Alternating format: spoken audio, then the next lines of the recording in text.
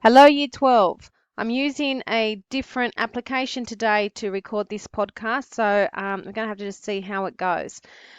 All right, we're going to have a look at Caliban's lines. You taught me language, and my profit on it is I know how to curse. The red plague rid you for learning me your language. I'm going to have a look at these lines in the Tempest, at what they mean for us in terms of discovery, and how language forms and features within these lines are used to represent discovery. I've had a conversation with a couple of you over the last few days about what is exactly language forms and features. Because sometimes you've said that you're looking for metaphors, you're looking for personification, alliteration, onomatopoeia, things like that, and you can't find it within the lines. It's not always about whether or not there's a metaphor or whether or not there is tactile imagery or visual imagery. Sometimes you need to be looking at the actual form. What is the rhythm? What is the rhyme? What are the word choices used? And when we talk about word choices, have a look at the verbs, have a look at the pronouns, have a look at the syntax. What is the sentence structure? Is it in passive voice? Is it in active voice? There's all different things that you need to be looking at. And in this play, the Tempest, it bounces around a lot between prose, between iambic pentameter, with free verse, and all different things keep coming out through it. And they are just as important as using the motif of the Tempest throughout the play to represent discovery. So we're going to look at these lines. You taught me language, and my profit on it is I know how to curse. The red plague rid you for learning me your language. Now, I'm going to go through a few things. This is not exclusive. You'll be able to find even more things in it as you get used to it. One of the things I want you to look at, though, when you're looking at your quotes, is don't look at them out of context. What is said beforehand? What is said afterwards?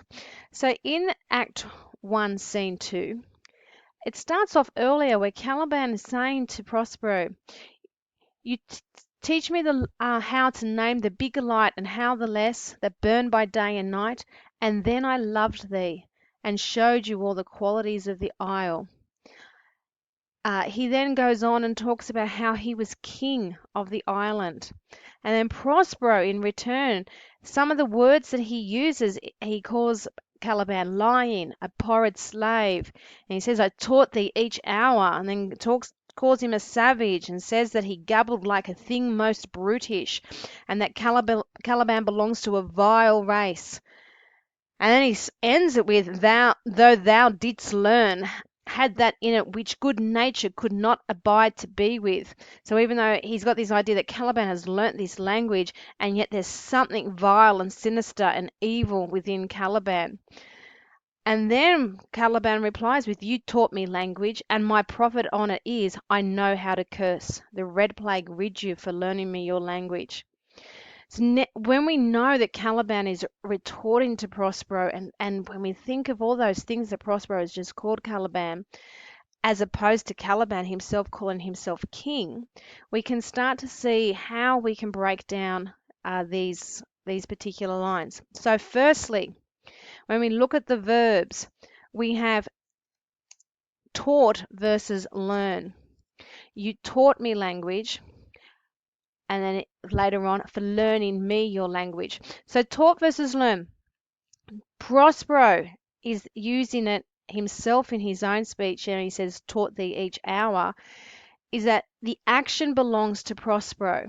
And it's important to know, let's couple this with the use of the you and the I and the me, the play between the second person pronoun and the first person pronoun. So for Prospero, taught is the active word. It's him doing the action, whereas Caliban plays with that and says, yes, you taught me language. And then he plays on it and he says, learning me, where is the learning is a change in the verb and the action belongs to Caliban, which gives us the idea that it is actually Caliban who is the active person in this, in learning the language. You then have the idea of what exactly is the language. What is the perspective of the language?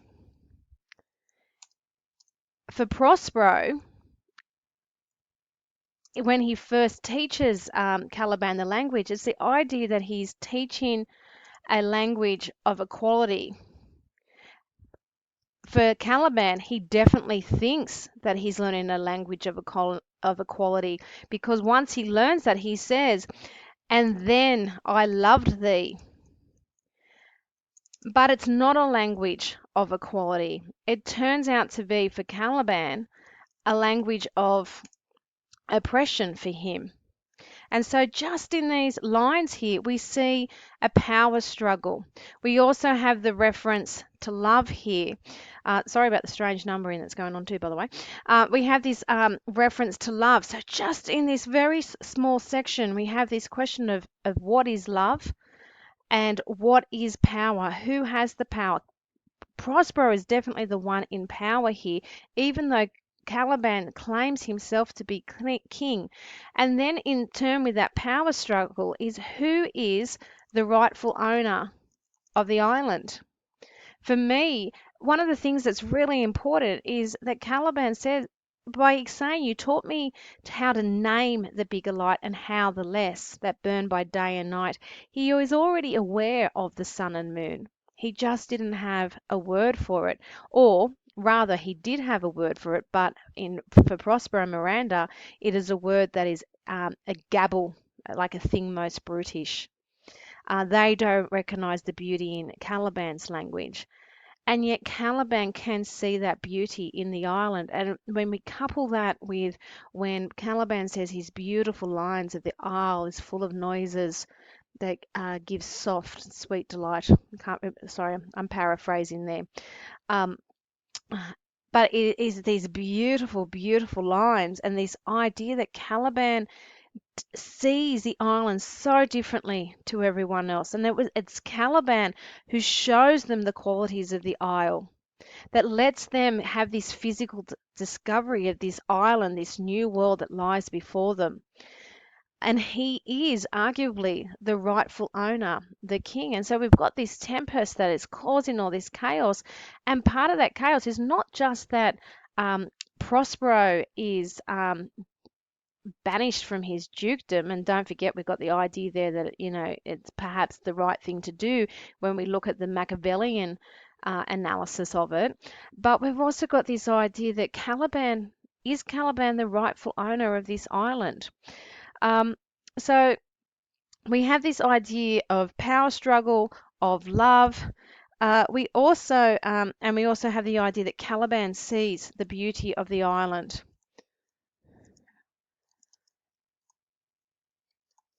We also have the different perspectives of Caliban himself.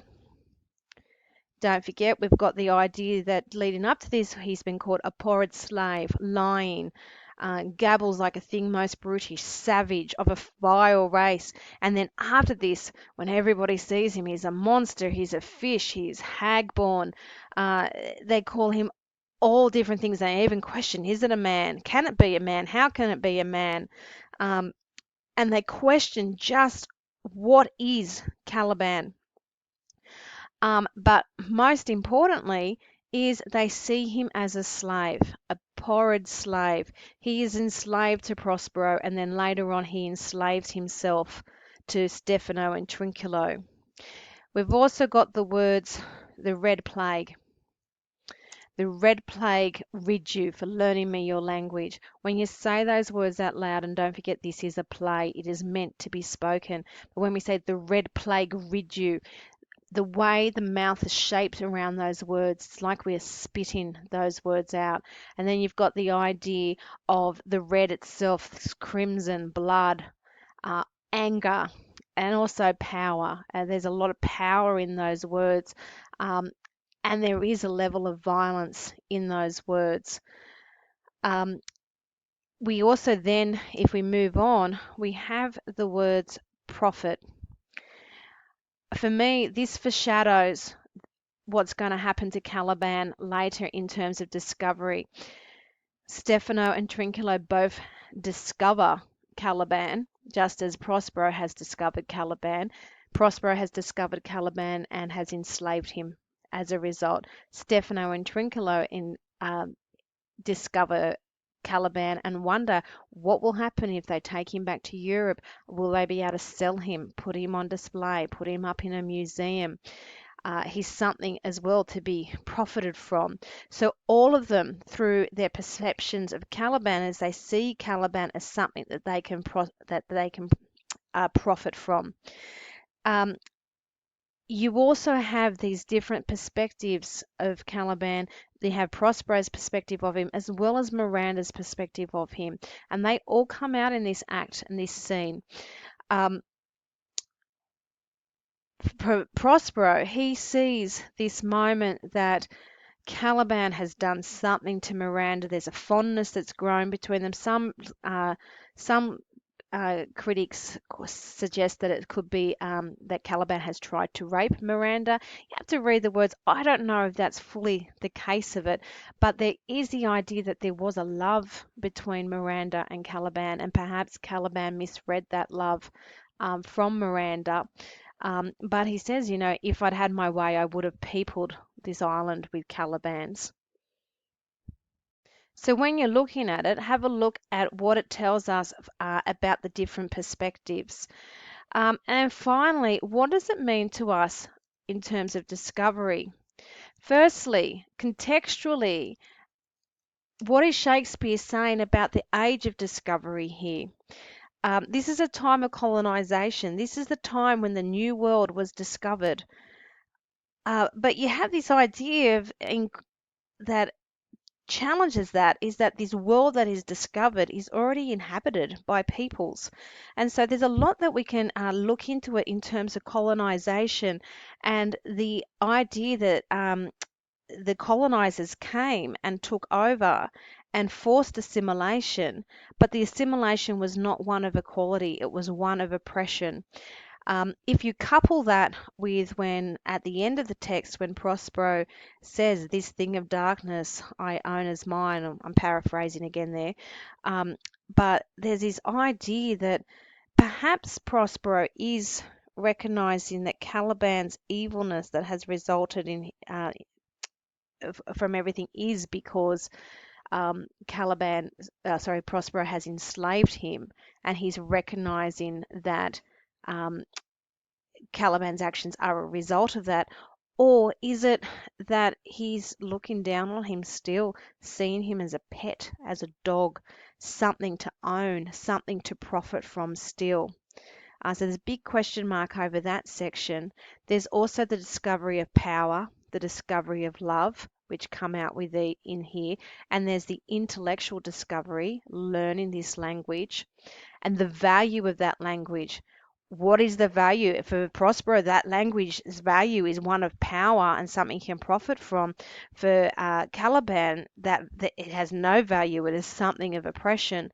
And then, of course, the physical discovery. Caliban showed them all the qualities of the isle. The physical discovery of Caliban, is it really a discovery, or is it just having a go at the age of discovery? So there's a lot of things in there that you can get just from these 3 lines. So what I want you to do when you are going through your text and you can't find the technique, look at the rhythm, look at the rhyme, look at the word choices, look at the structure of it, and what exactly is being said, and how can you critically analyze it and link it to context. I hope this one helps. I'm going to get a few more done for you as soon as I can. Good luck, Year 12, with this section of the HSC.